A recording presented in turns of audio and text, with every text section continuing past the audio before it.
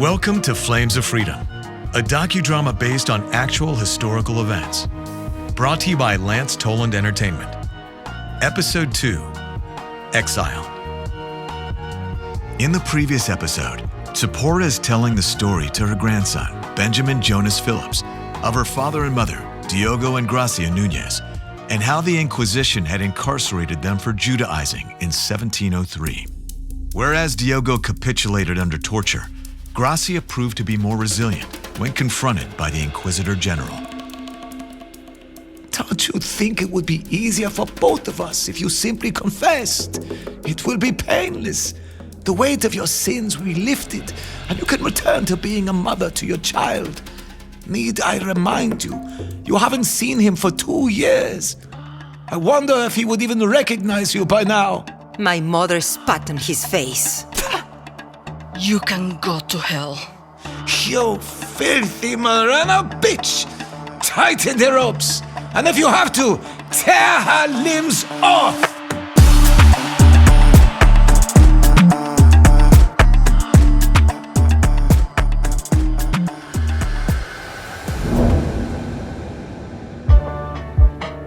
Well, the fact that I am here is proof that the old Inquisitor failed in his task to break my mother.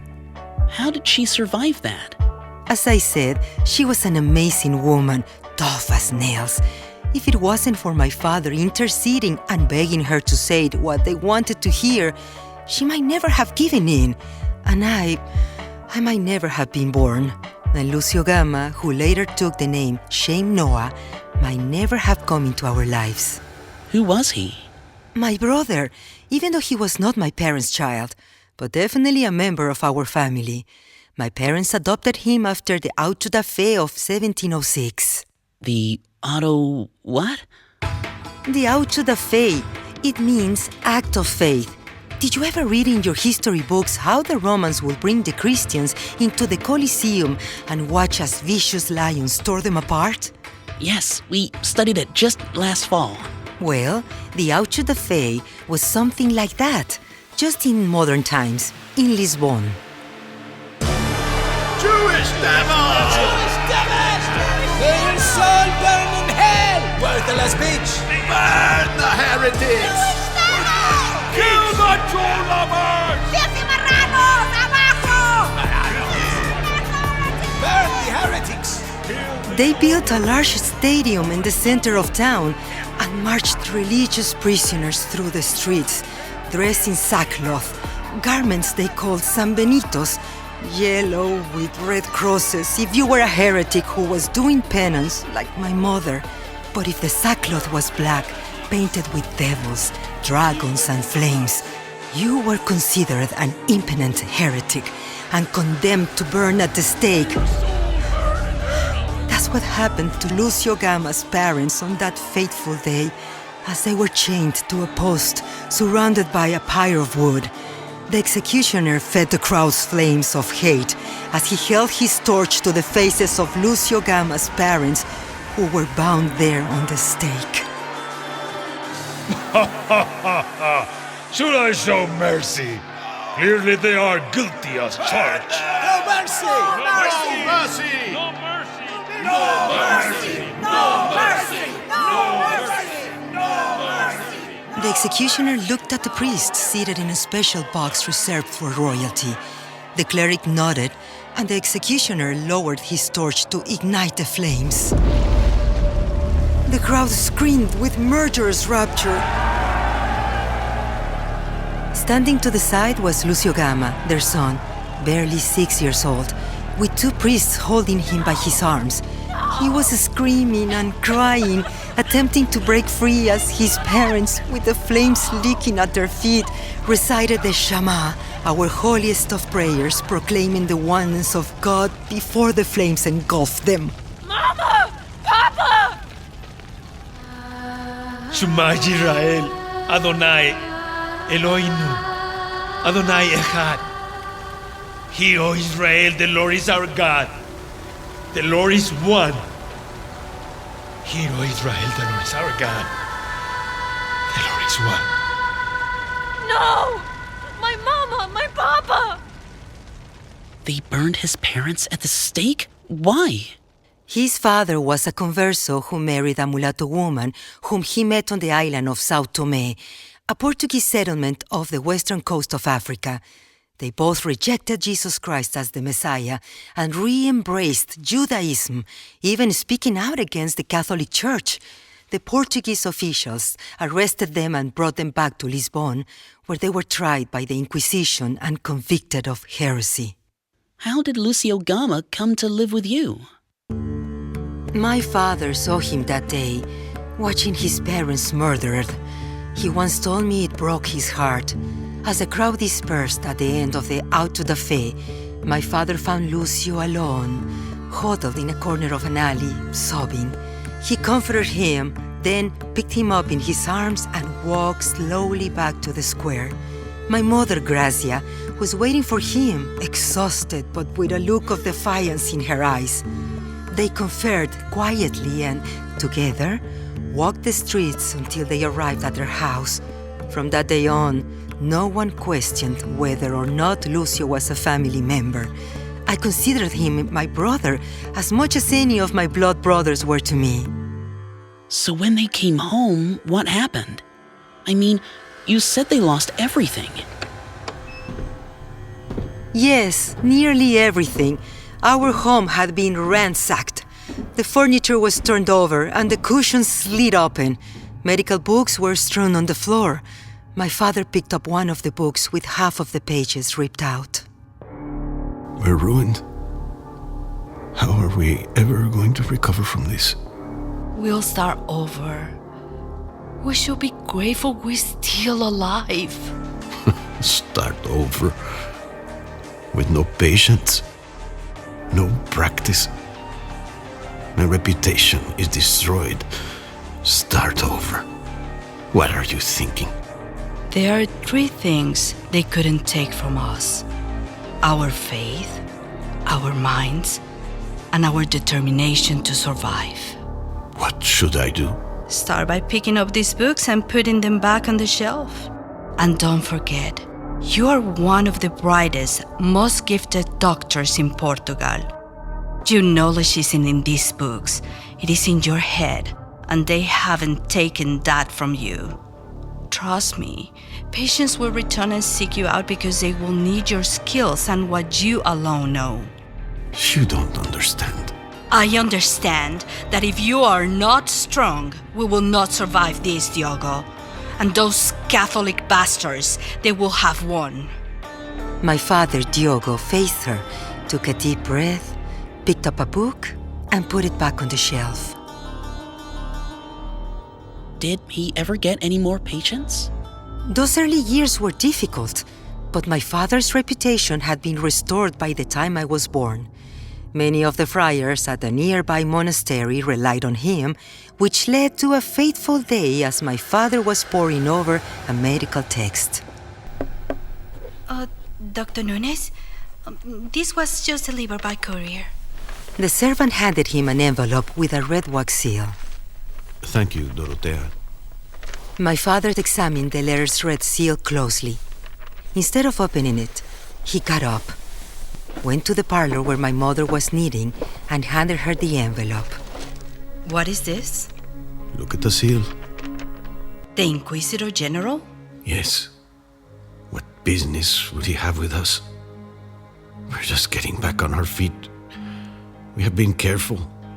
Who could have spoken out against us? How do you know it's an accusation? What else could it be?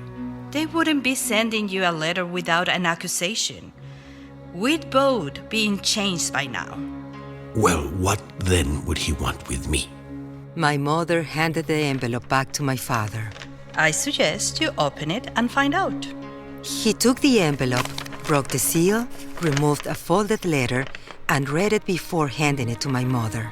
He requests to see me in his office at 2 this afternoon. Does he say why? No. Perhaps he wants me to testify against one of our friends. If it's bad news, at least we'll know something before the day is out. Keep your head about you. We'll get through this. Later that afternoon, my father found himself sitting in a large chair in the palace hallway of the Inquisitor General, waiting to see Cardinal da Cunha, who had replaced the old Inquisitor General who died shortly after my parents' release in 1706. Da Cunha was a few years older than my father, with a long flowing beard with faint gray specks showing, and he was dressed in priestly garb. Dr. Nunes, Cardinal da Cunha will see you now. My father followed him to the door of the Inquisitor General, which the secretary opened and announced his presence. Dr. Nunes. Thank you, Leonor. Doctor, please, come, have a seat. The Inquisitor General motioned him to a sitting area with two large chairs facing each other as his secretary shut the door. Can I offer you a coffee? Yes, please. You are highly recommended, Dr. Nunes. For what? For what he asks. As perhaps the best physician in the land. At least according to the Dominican friars you treat. Oh, thank you. I work hard to keep them healthy. I have been doing some research on you. Both, you and I, attended the University of Coimbra. Miss you by just a few years. I understand you even took a course or two in theology. Myself, I gravitated toward canon law. Yes, I find the history of our faith most fascinating. I like that in a man of science. Good doctors will be the first to tell you that we don't do the healing. It is our Father in heaven who is the physician. We're just instruments of his will. Yes, so true. Nevertheless, even though I believe the Lord Jesus can heal the infirm, he can work even more powerfully through someone knowledgeable. Do you not agree? Yes, otherwise God would have called me to perform some other kind of service to mankind. Maybe even the priesthood. I'm glad we have a common point of view. I know you are a busy man, so let me get down to business. I invited you here today because I have a problem you can help me with. A problem? Yes. It's this cough. All the doctors can't seem to figure out why or prescribe anything to help. Well, let's take a look. My father got up and approached the Inquisitor General as he pulled out a tongue depressor from his pocket. May I touch you? Of course. Please, open your mouth. After examining the Inquisitor General's throat, my father took his ear to his chest and listened. He then thumped his back in several places and then pressed his abdomen. The Inquisitor General winced. What have other doctors told you about this cough? It's in my lungs, they say. Well, I suspect they're wrong. It's in your stomach. Stomach? Yes. How late at night do you eat dinner? And how much time between dinner and sleep? Between 10 and 11, depending on work. And then I go to bed after a little reading, like everyone else. Well, your stomach isn't like everyone else's. Do you wake up coughing sometimes? Often. You see, when you go to sleep after eating so late, the acid in your stomach comes back up, irritating your throat and causing you to cough. That is amazing. It's not my lungs?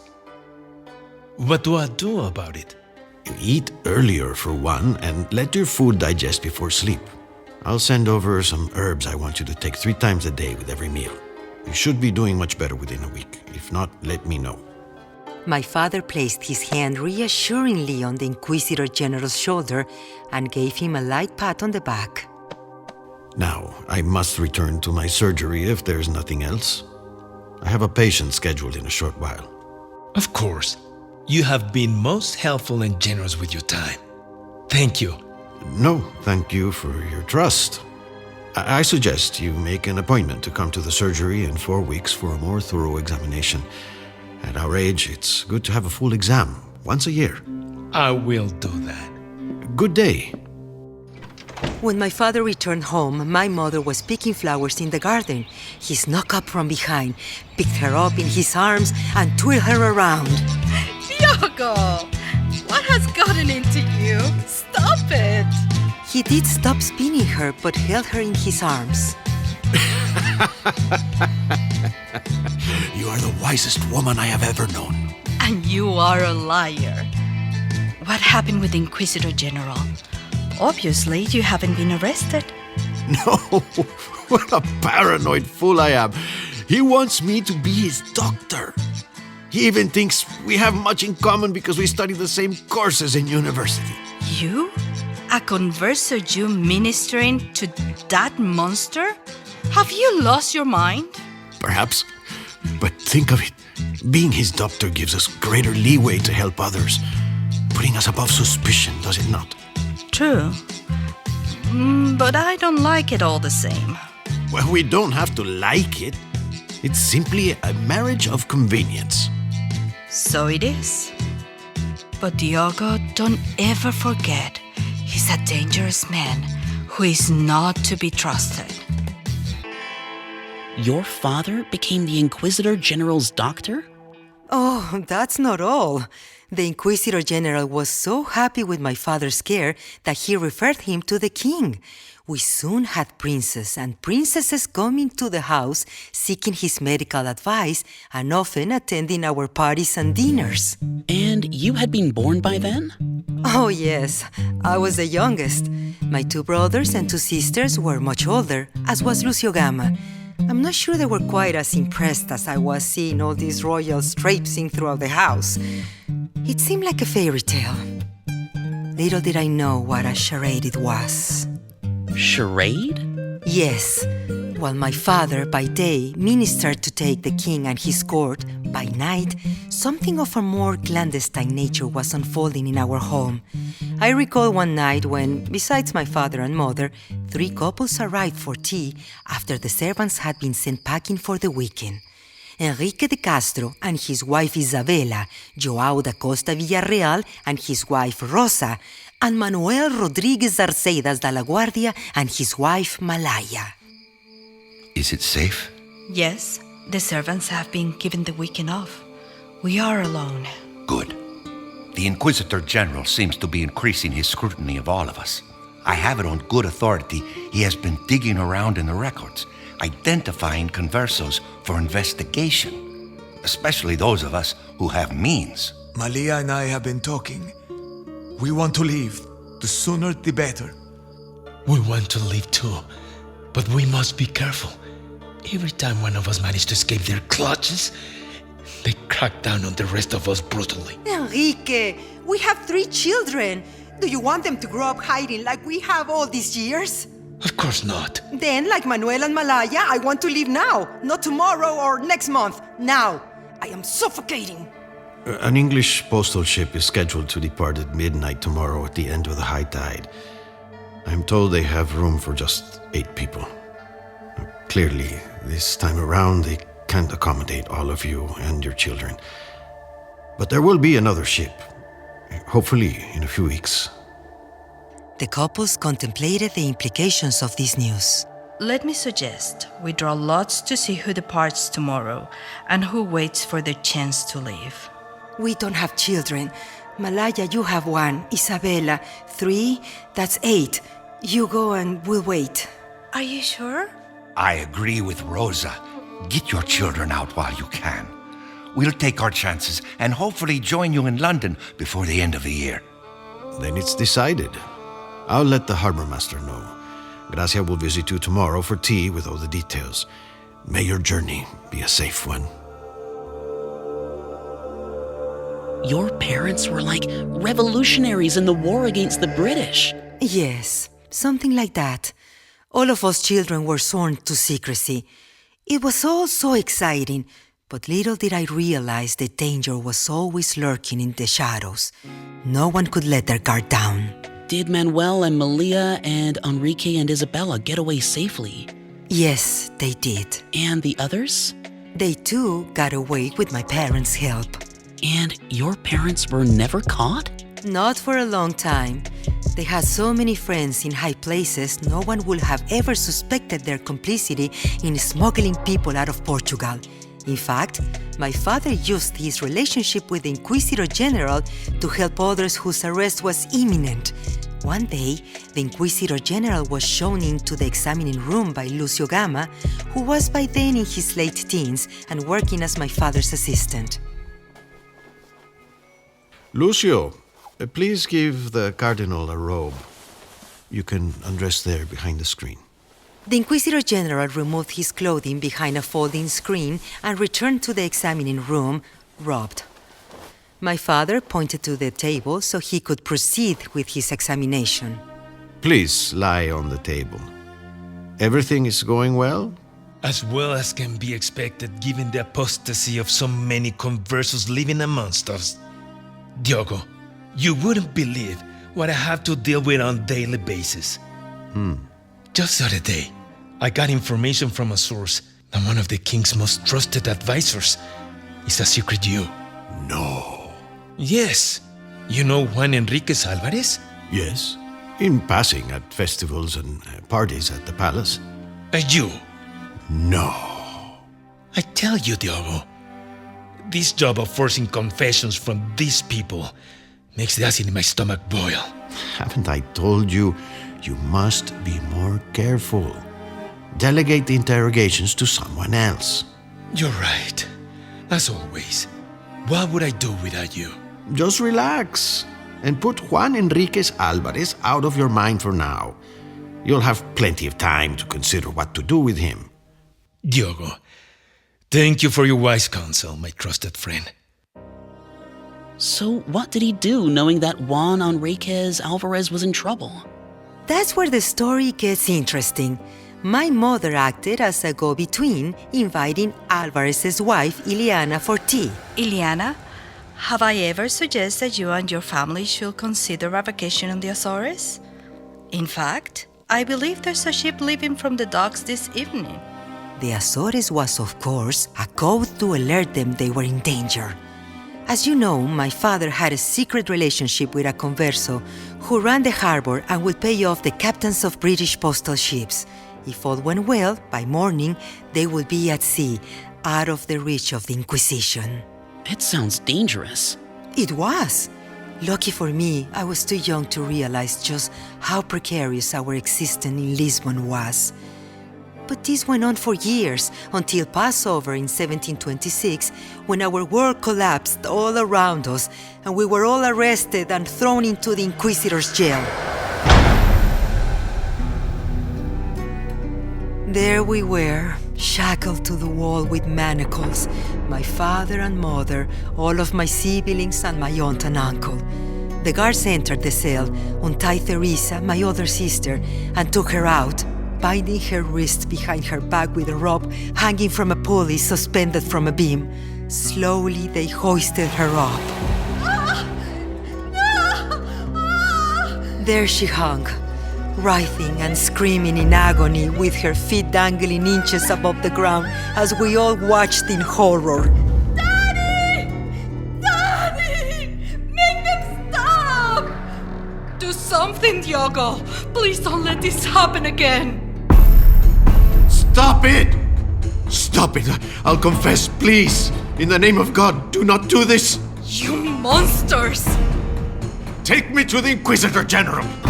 I demand it. I'll do anything. Sign anything, confess to anything, but just stop this now. The torturers looked at each other, and one of them nodded with an expression of self-satisfaction. They slowly lowered Teresa to the dirt, where she collapsed in a heap, whimpering and crying. Then they untied her and dragged her back into the prison cell, bound her hands with the shackles, unshackled my father, and ushered him from the cell.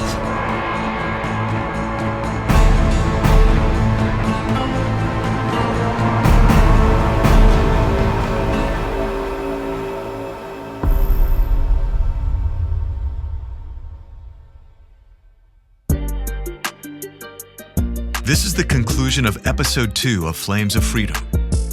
Written by Richard Stone. Produced and directed by Mark Simon at Q-Tone Productions. Audio engineering, original music, and sound design by David Wilson. Executive producer Lance Toland. Special thanks to our ensemble cast. Zipporah, played by Angeline Santana. Benjamin, played by Jamie Treselian. Diego Nunes, played by Juan Pablo Gamboa. Gracia Nunez, played by Federica Fogarty.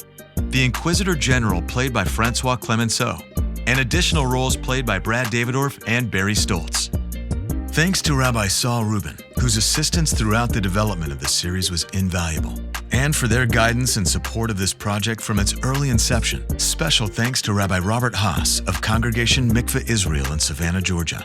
Rabbi Rachel Bregman of Temple Beth Tefillah in Brunswick, Georgia. Rabbi Shalom Morris of Beavis Marks Synagogue in London, England. And Lord Peter Levine of London City, England. And the Jewish Heritage Alliance for their support. This has been a production of Lance Toland Entertainment. Copyright 2024. All rights reserved. Flames of Freedom is a docudrama based on actual historical events. To learn more about this story, the actors, and the backstory of its production, join in on the conversation on Facebook at Flames of Freedom or at flamesoffreedom.net.